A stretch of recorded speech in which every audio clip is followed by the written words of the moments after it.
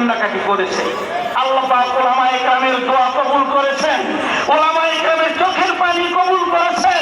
উলামায়ে কেরামের দোয়ার বদৌলতে এত বড় শক্তিশালী বাহিনী, যে বাহিনীকে সরানো সম্ভব ছিল না বলে সবাই মন্তব্য করেছে, ছোট ছোট বাচ্চাদেরকে দিয়ে, যে আমার ডান পাশে বসা, ছোট ছোট স্কুল কলেজের বাচ্চাদেরকে দিয়ে শুধু ইট পাটকেল আর লাঠি ছোটা দিয়ে বড় বড় অস্ত্রকে ধ্বংস করে দিয়েছে।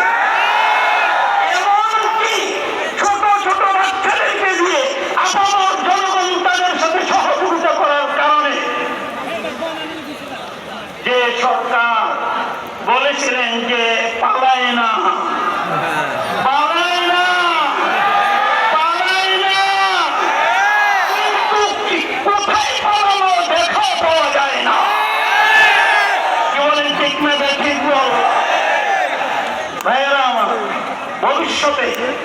ভবিষ্যতে আমি মনে করব আমার বাংলাদেশের মুসলমান ভাইদেরকে বহুত বড় ইন্ধন চলতেছে দাঙ্গা লাগিয়ে দেওয়ার জন্য, হিন্দু মুসলমান ভাইদের মধ্যে দাঙ্গা লাগিয়ে দিয়ে আবার চট করে ঢুকে যাওয়ার জন্য।